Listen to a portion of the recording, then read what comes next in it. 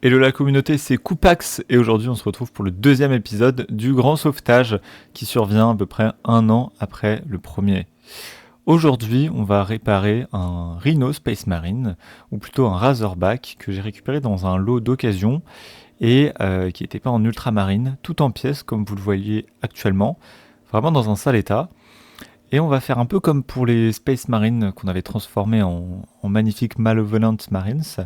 On va le réparer et le repeindre pour en faire un véhicule flambant neuf. La première étape que je suis en train de faire, c'est d'examiner les pièces pour voir un peu dans quel état elles sont, est-ce qu'elles sont récupérables, comment est-ce qu'elles s'assemblent, et surtout est-ce qu'il en manque que je vais devoir construire ou récupérer dans mes boîtes à bits. On voit ici que le haut de la carcasse a pris assez cher, que toutes les portes sont démontées, donc la façade avant, arrière, les chenilles aussi, même si en grande partie ça va, ça pourrait être pire. Et la seule partie qu'on a perdue en fait, c'est la visière à l'avant du Rhino. Donc là, je vais commencer à faire un préassemblage avant de sortir la colle, qui va être l'étape d'après, donc le remontage de cette magnifique figurine avec la Gorilla Glue, le gel, pas la super glue, qui est pour moi un des meilleurs outils que j'ai, qui me permet de réparer plein de figurines et surtout de les fixer à leur socle. Et ça va nous permettre une très bonne solidité, surtout que c'est pas des petites pièces quoi, donc je vais en mettre la dose et ça devrait pas bouger. Et je vous confirme que dans la suite de la vidéo, il n'y a rien qui va se casser une fois que ça aura été fixé. On va faire un petit fast forward pour aller un peu plus rapidement sur cette partie.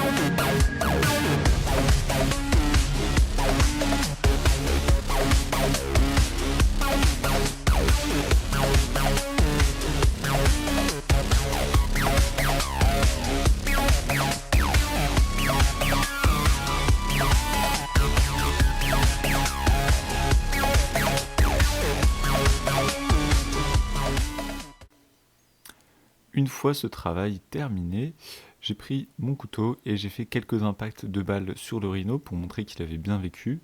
Donc soit en faisant une sorte de vis, enfin de perceuse pour montrer les impacts de balles, soit en coupant directement comme s'il s'était pris des obus ou des griffures de monstres divers et variés. Et ensuite j'ai cherché dans mes boîtes à bits et j'ai retrouvé deux petites insignes, un de l'Aquila et juste un crâne un peu, donc pour montrer que c'était un véhicule de vétéran.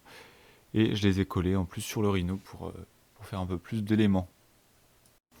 Ensuite, j'ai pris mon aérographe, mon primer noir dilué avec un petit peu de medium Army Painter. Vous voyez que mon plan de travail, c'est un peu le bazar, hein. J'utilise des vieux magazines ou des manuels de montage pour des figurines que j'ai déjà terminées.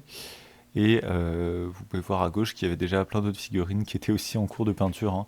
Quand je sors l'aérographe, vu que ça prend un peu de temps à mettre en place, j'en profite pour faire le max de figurines. Et donc ici, j'ai simplement commencé par une première sous-couche de noir pour recouvrir tout le travail qui avait été fait en dessous. Ensuite, deuxième couche de base, cette fois-ci avec du Mephiston Red comme j'avais fait pour les Space Marines à pied. Et donc pareil, je vais en profiter pour peindre d'autres figurines Malevolent Marines, donc par exemple des Terminator, qui m'attendaient depuis un petit peu longtemps sur la pile de la honte. Et si vous avez vu mon autre vidéo, en 2025, je finis ma pile de la honte. Donc là, quand je sors l'aérographe, vraiment j'en profite pour avancer le plus possible mes projets, parce que c'est un outil qui fait quand même gagner beaucoup de temps, malgré les petits soucis qu'on peut rencontrer quand ça se bouge, par exemple.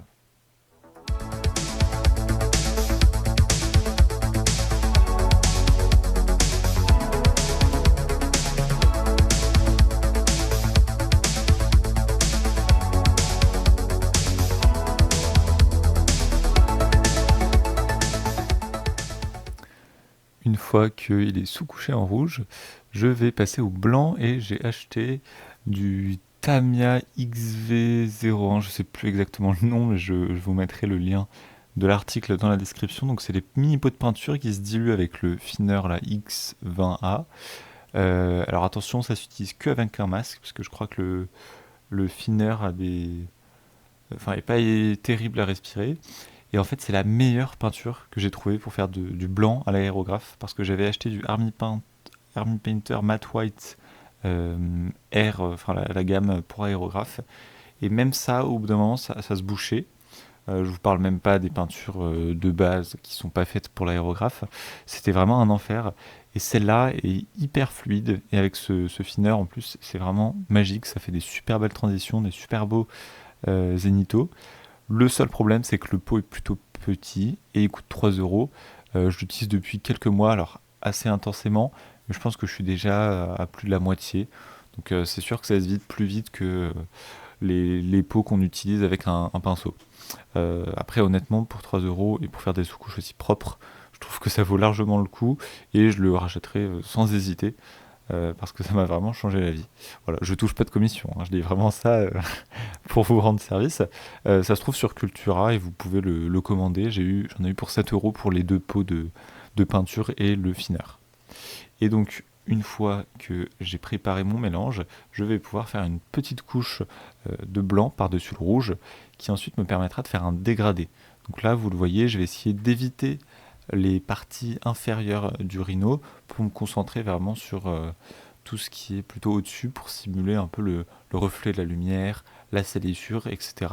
Alors, bien sûr, il y a des gens qui font ça très très précisément avec les reflets en cachant certaines parties du rhino.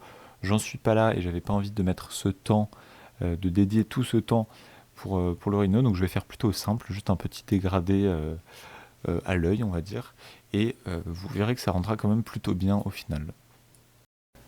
Une fois que les couches d'aérographe ont séché, j'ai mis en place un petit plateau de peinture avec encore une fois d'autres figurines, donc des cultistes, des ogres, et on va pouvoir appliquer le Imperial Fist Yellow, donc une couleur contraste qui marche très bien et qui va faire des ravages pour les autres Malevolent Marines. Et donc comme j'ai envie qu'ils se ressemblent un peu, j'ai repris le même. Vous voyez que j'ai fait déjà un petit test de peinture avant pour voir si la peinture était assez blanche et ça rendait déjà bien. Et j'étais satisfait, donc oui, j'ai continué. Vous voyez que je ne suis pas seul, il y a Shoshaboy en face qui peint ses gobelins pour la compète One Page Rules qui arrive en mars. Et donc ici, grâce au contraste qui est translucide, on pourra voir encore la sous-couche, le zénithal qui a été fait à l'aérographe. Et donc ça fera naturellement un effet assez chouette d'ombrage. Le plan donc c'est de faire cette couche d'Imperial Fist, ensuite de repeindre en noir toutes les parties métalliques et celles qui seront noires comme par exemple les chenilles, et ensuite d'appliquer du métal, puis un wash, et des détails s'il faut, comme par exemple les phares ou bien l'écriture sur l'avant du rhino. Ensuite, je prends du matte black de Army Painter qui fait très bien le travail, et je vais mettre à peindre très rapidement les armes, l'antenne, les chenilles, le métal aussi, enfin tout ce qui sera peint en métal ou qui restera noir à la fin de la peinture. Ensuite, j'ai voulu faire un test. J'ai voulu utiliser le Rusty Gold, qui est donc ma peinture préférée de AK Interactive, que j'avais utilisé pour certains détails sur les Malevolent Marines. Et j'ai voulu en mettre un petit peu à l'avant du rhino sur la plaque avec son nom.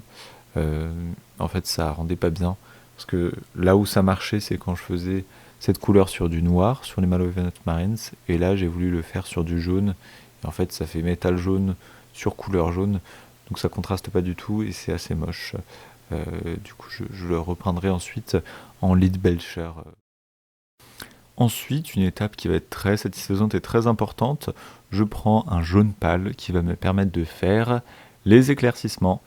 Et donc c'est facile parce que sur le rhino, il y en a beaucoup, mais ils sont tous très droits, très symétriques, plutôt grands. Il n'y a pas de petit angle à essayer de faire comme sur des figurines piétons.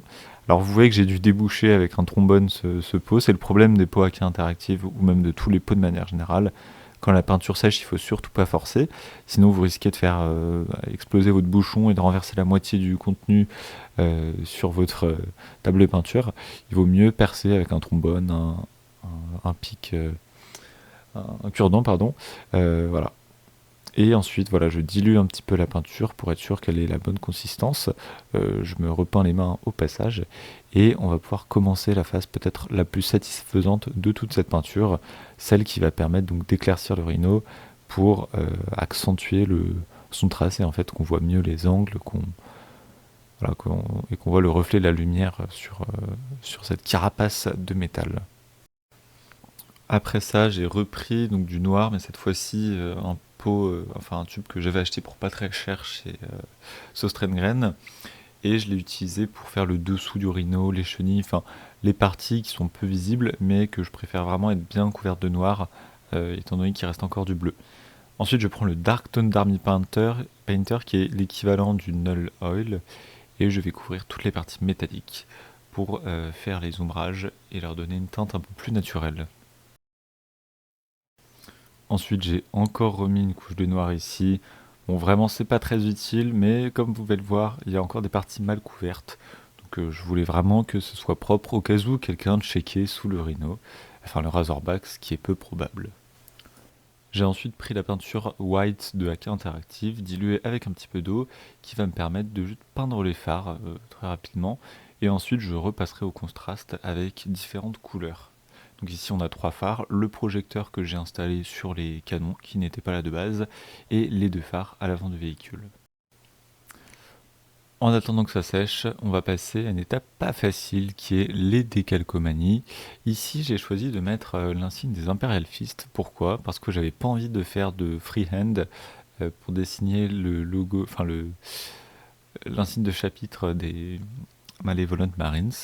Et donc je me suis dit, ce qui pourrait être drôle, c'est qu'ils aient volé ce Razorback aux Imperial Fist. Donc par exemple une bataille qu'ils auraient fait à leur côté qui aurait un peu mal tourné pour les Imperial Fist.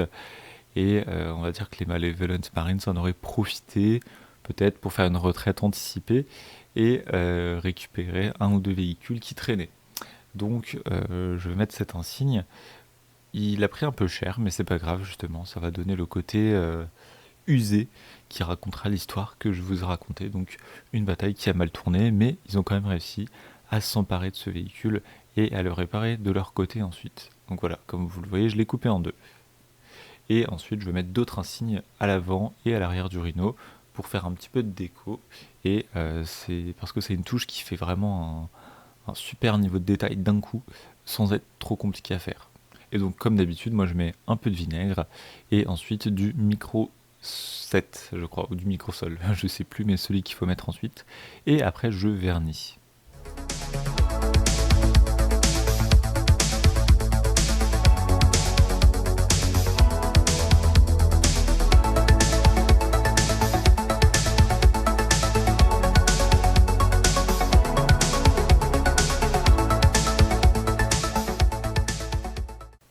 Et voilà le résultat une fois les décalcomanies installées, donc celle des Imperial Fist, deux autres à l'avant et deux autres à l'arrière, qui font un peu comme des phares. Maintenant il va nous rester une petite étape qui va être de peindre les phares. J'en fais un en jaune, alors ça a beau être du Imperial Fist, ça va pas rendre du tout comme celui qui est sur le reste du tank, étant donné que c'est plus, enfin sur le reste du tank c'est plus sur une base grise, rouge, blanche, alors que là c'est vraiment blanc pur, très très clair. Et la deuxième couleur ça va être du Blood Red de Army Painter, un de leurs Speed Paint 2.0 que j'aime vraiment beaucoup, qui remplace mon Baal Red en fait, et que j'utilise par-ci par-là. Je trouve qu'on voit pas vraiment la différence, on la voit plus sur des grosses surfaces, mais en tout cas pour juste une lentille comme ça, un phare, c'est pas choquant. Donc voilà, ça fait un petit détail qui attire l'œil vers le canon. Ce sera le laser qui visera les ennemis avant de les déchiqueter sous une pluie de bolts. Et enfin le dernier détail, je vais prendre mon meilleur pinceau, mon plus précis, que j'utilise jamais, vraiment juste pour faire des yeux ou des petits détails, par exemple du texte sur des sauts de pureté. On va diluer un petit peu la peinture blanche et je vais l'utiliser pour écrire le nom du tank sur la plaque à l'avant. Donc j'ai regardé un petit peu qu'est-ce qu'il faisait Imperial Fist et je me suis dit que Dorn c'était pas mal. Donc c'est les lettres que je vais péniblement essayer de tracer, ce qui est jamais facile.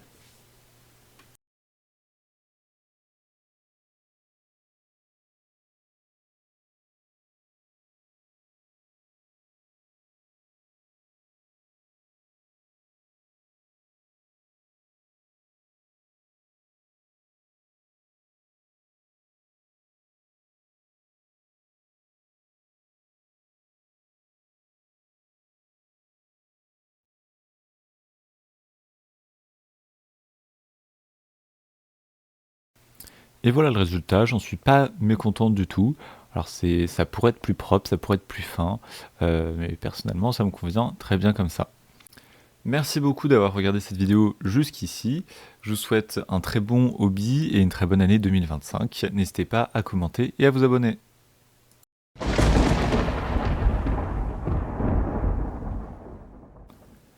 Après avoir combattu l'arc ennemi aux côtés de leurs frères les Imperial Fists, les Malevolent Marines profitent d'une défaite de leurs alliés pour récupérer ce rhino considéré comme missing in action.